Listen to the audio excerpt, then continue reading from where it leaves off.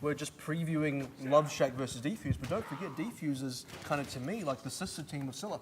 Yeah, possibly a dark horse in their own right, and probably more so than Love Shack, because like I said, when we talked about Love Shack, you know, you call them a dark horse, well, how long? You know, only because teams might be unprepared for them. That's the real reason for my why I say that. Well, and you're certainly not wrong, but it definitely feels like default.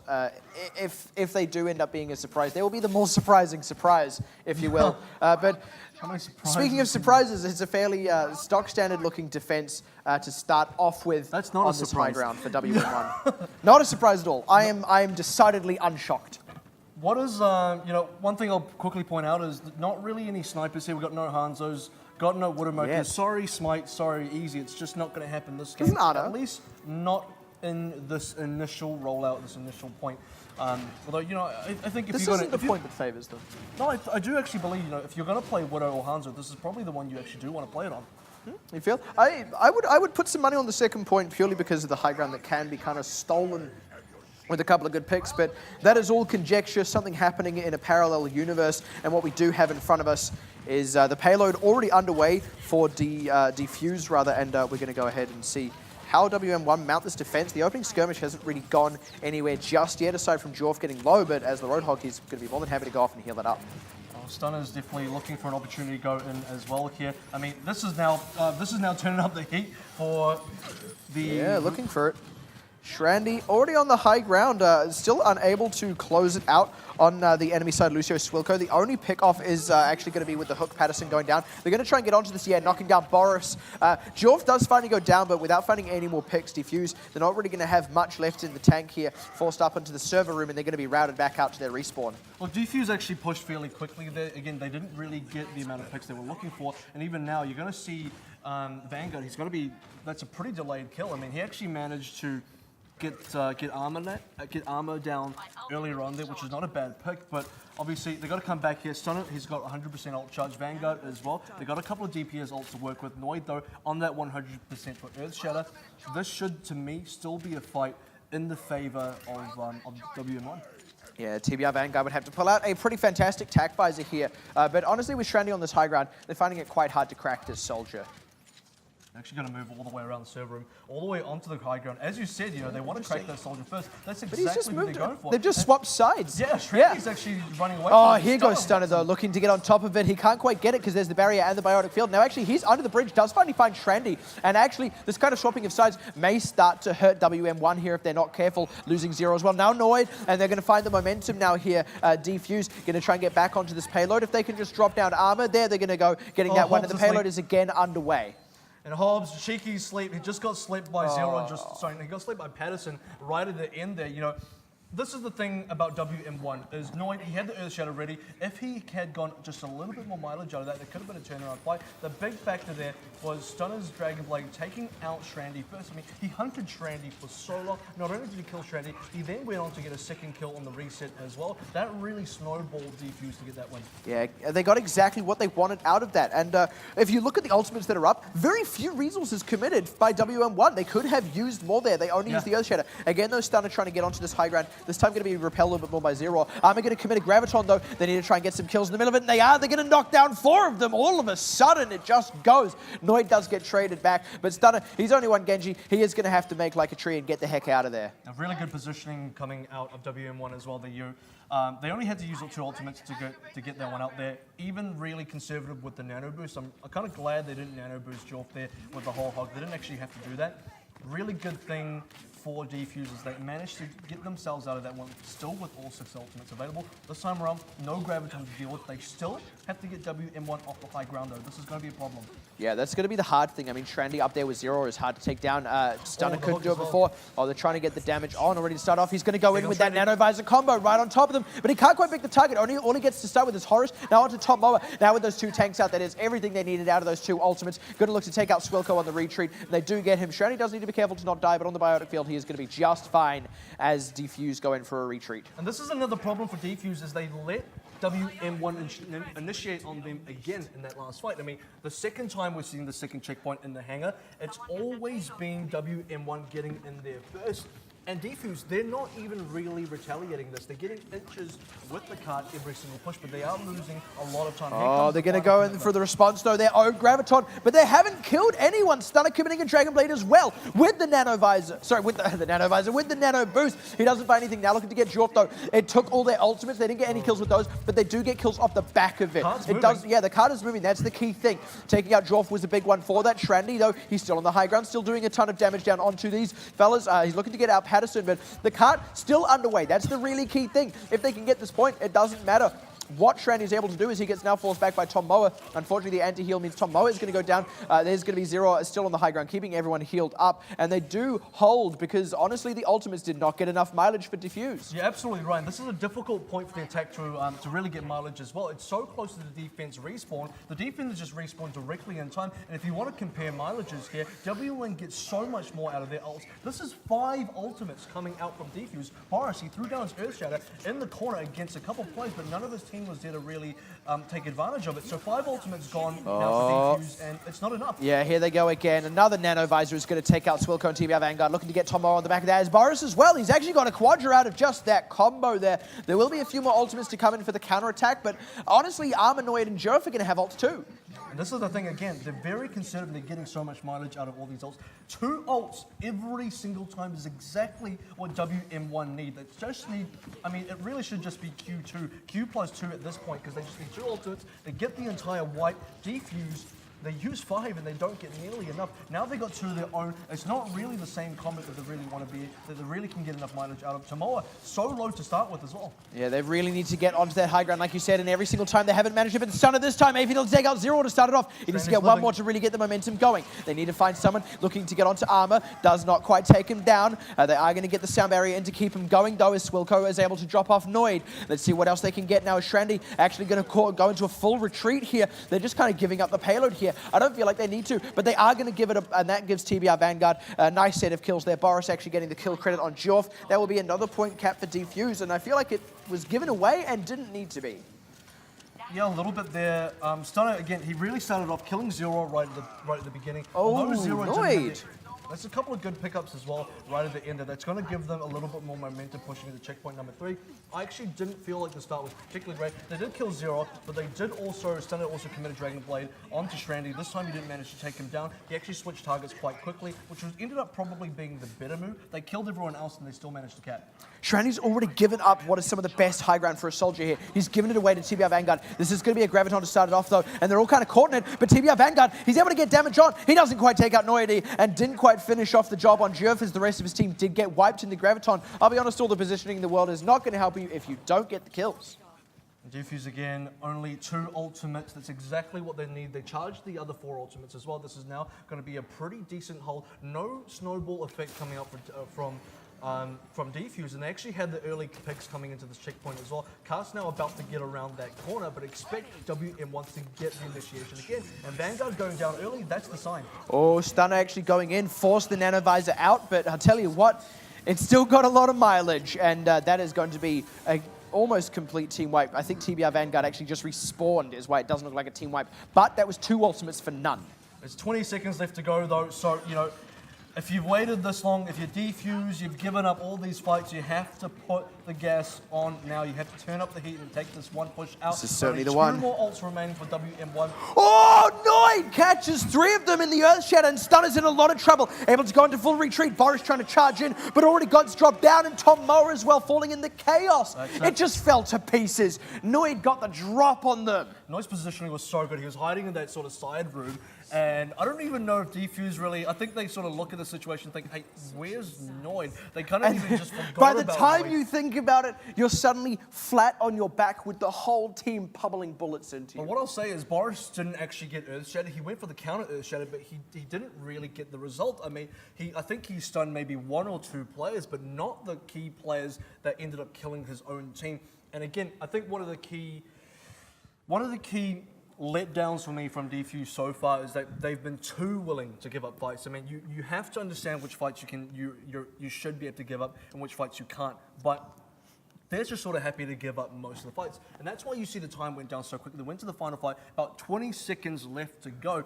They should have probably have committed to an earlier fight there, use some ultimates. They're just sort of, every time WM1 initiate first with ultimates, they're happy to just say, okay, we're not going to do anything here, go for a full team wipe, we're going to go for a full reset. And the only time Defuse actually commit to a push is when WM1 are completely spent and Defuse have waited and banked up all 6 ults. Yeah, well, it did cost them on the offense, but they need to fix that sort of play up fast because it can cost them even more dearly on the defense because every fight given up is ground gained on that payload. And funnily enough, the way to win this game mode is getting the payload to the end. And this is the thing about defense as well, is they can't really afford to give up any fights. They're not even giving up ground here. You could potentially lose an entire checkpoint on a bad fight for defense. The only way Defuse can sort of keep up what they're doing is if they can take a very early fight that they can afford to lose, then respawn and take a second fight. But if they lose any fights from the midway, from the mid-card distance onwards, I can just see WM1 getting a full push on. Well, it happens to be that despite what you said before, Easy did indeed call it. We're seeing the snipers. We're seeing a Widowmaker coming out on the attacking side here. Shrandy going to pick that one up. Look at Tamoa's position. He's actually... sorry, I lie. I'm a dirty liar, am I? Where is he positioned? Tamoa's right above the bridge. You can't see him wow. right now. He's going to look for a hook. They're actually shooting him. He's backed off already, though. Shrandy's taken notice of that. Yeah, now they're all kind of forced backwards, and that means they kind of see this bit of high ground. They need to get onto the further away high ground pretty quick, Smart, because this payload has been solidly underway. They're going to look to commit for a fight before long as they start to poke their heads out of the server room. Tamoa trying to get on the top side of this bridge. They're still not committing to a fight. How long can they really last like this? Tamoa's going to get an easy hook if they're not careful. Oh, it looks like they might finally try and go for it. There they go. The hook is going to be the one that forces it. The damage onto Shrandy. Oh, but Noid, he's able to take that one back. Now the sniper on the ceiling, still just completely untouched. TBR Vanguard does get picked out, and they haven't quite found the further picks. Oh, there's the hook. That might just be what it takes to take the wind out of these sails here. And the Earthshatter committed hard here. Noid, he might just go down. I feel like that didn't need to be committed because the team already had to come in for a second round of attacks, but at the very least, this does stagger that fight. I mean, I think he only really got Noid out of that. A little cheeky sleep dart onto Swilko as well, kind of just didn't really do that much. It was a little bit cheeky, but Boris probably didn't have to commit the Earthshatter there. I think WM1, they'd be happy to reset a little bit. Noid's going to come back with his own Earthshatter. Zero's going to come with the nano boost as well. Probably onto Noid at this rate. Shrandy's changed. Look at this positioning. Changing off of Widow. They're forced to commit for the fight, actually. Noid, he does go wide on the hammer down, unfortunately, but he's going to go swinging with the hammer itself with that nano boost on him. Can't quite get the damage onto Boris, though, and gets taken out. TBR Vanguard still uncontested on the high ground. Shrandy did not have enough time to set up, unfortunately, and now those Zarya barriers just keeping all these tanks alive. Shrandy is just one tracer, can't do the damage, barely able to blink back. In fact, does just barely get out. Hobbs, unfortunately, not so lucky as the respawns come in, and actually it's looking like a really solid defense from Defuse, just a lack of coordination from the attackers. Well, part of the problem is TBR Vanguard's not really being contested there, and on top of that, I'd have to say Patterson as well. They're both on the battlements. You've dropped the Widowmaker for a tracer now. Shrandy really has to be able to penetrate that backline if they want to get a successful push out of this. Like I said, not enough time to set up there. Noid committed the Earthshatter too early, and Shrandy wasn't there, but they're going to see if they can do it another time. Wow. Oh, Zero! I talk about it too much, but that's going to be once again the wind out of the sails. They are forced into full retreat lest anyone else die. They want to just, oh no, Jorf, that is bad news, Bears. And now they have to wait for that whole respawn too. They're going to end up in a position, if they're not careful, where they only have time for one fight. And that's exactly what Defuse want. I mean, Defuse actually haven't lost any fights yet, which is great. They dropped a ton of fights on attack, but they look a lot more solid on defense. Part of the issue is also the fact that, as we're starting to see here, WM1 getting plays picked out quite early here. This is definitely taking the wind out of their sails. 56 seconds left to go. After this, they still have to actually push the car. That they do. And they have to commit for the fight here. It's going to be the Graviton to start it off. Catches lots, but no kills. Shrandy asleep. Caught in the Earthshatter as well. Unfortunate stuff. Armor does get dropped down. Now Noid not looking good. He's going to be trying to get out. Oh, nice hook onto Zero. He is looking to go in full retreat, though. And they're unable to trade any back. They only just got Tomoa. And now Noid being out of the picture means once again, no attack to come out. And with less than 30 seconds, it's do or die. And it might just be die. I mean, they got one push left to go. They still haven't really committed onto Vanguard. He was taken down at 50 HP there. He was anti-healed from anti-healed from Zero's grenade, but they just couldn't secure the kill. Now you've got Shrandy, who's moved on to the Soldier 76 himself. Now maybe they can find a contested high ground. TBR Vanguard's actually going to run onto the low ground themselves. 5 seconds left to go. This fight is running out, and it's going to be nano boost on both sides. Geoff actually gets to hook onto Stunner. Doesn't secure the kill, though. The push has to continue. The card isn't even They're moving still at this on stage. it. They're in the overtime. Shrandy not going down in that fight may be good. Oh, there's a hook onto Patterson. My goodness. At the 11th hour, superpower, it comes out. Now Swilko, the only one keeping that one alive. And they will finally start to get a little bit of momentum on this one. Plus with staggered respawns, my goodness, I thought it was all over Rover. And it looked so tenuous, but they just kind of scrapped their way through that. They will buy themselves another 3 minutes. But I tell you, this one is even harder to push through. They really almost ran out of time there. It was so tricky for them. Actually, part of the problem for Defuse is what they were doing quite well was keeping TBR Vanguard alive for so long because he was uncontested. He actually jumped down to the low ground himself and sort of gave himself away in that last fight. And I think Defuse thought it was going to be the one for them as well. I think in their mentality, they were pretty confident they were going to win that, but they did get punished. Oh, Zero getting picked off. And actually just before that, Shrandy had died and had only just come back into the respawn. So we're actually starting to see history repeat itself already on the second point. And once again, the clock is running out as these picks happen. And the card's barely, I mean, it's taken around the first bend already. 2 minutes for the second checkpoint could still be really, really difficult. There's no momentum coming through the first checkpoint. That's what's really difficult for WM1 here. Yeah, they need to get TBR Vanguard off the starting high to ground. come online though. They could be using a lot here. Yeah, they're going to need to. Again, they don't have anything that can contest TBR Vanguard. They just kind of have to win this one on the ground or at the very least force him down. But he's already up top, getting the damage on Zero, and Shrandy with his own tactical visor still available. There's going to be the sound barrier to start it off for the attacking side, but Zero can't support his team where he is. Shrandy is going to commit his ultimate. They are able to get a lot, getting Boris and Swilko. Now TBR Vanguard forced onto the lower ground. Wasn't there at all to help his team. He was too busy playing Hunter-Killer, kettling in Zero, and that just means the payload slips out underneath him. I saw exactly what Defuse was trying to do as well. Tomoa actually took the flank. He wanted to get the hook onto Noid so that Boris could get a free Earth Shatter. He didn't get the hook. Noid turned around just in time, and Boris went for the Earth Shatter anyway, completely whipped it into Noid. Noid responded, and then Tomoa got slept in the middle of the fight. Oh, Stunner. I don't know how he got out of that one, but my goodness, he did. They have a lot of ultimates they can commit to this one, but honestly, this payload does not have to go very far. Yeah, well, there's a lot of ultimates on the defense. This is going to now be a commit coming from... That's going to be it. The double graviton, actually, both teams are kind of caught up in a whole hog out of Geoff as he gets bumped right back under Boris. Tomoa doing a lot of work with that one, and TBR Vanguard, that was pretty much all ultimates committed, though. Boris will have an Earth Shatter, but ooh, they've got a tight defense here, Defuse, after giving so little ground before. I personally feel like that was probably an overcommit. Defuse got a little bit scared there. They looked at the distance left to go. They thought, okay, well, we're going to have to use everything here to actually contest it. Boris is not going to do any hiding tactics. He's directly in the front line. Tomoa getting the first kill, probably going to help them out a little bit.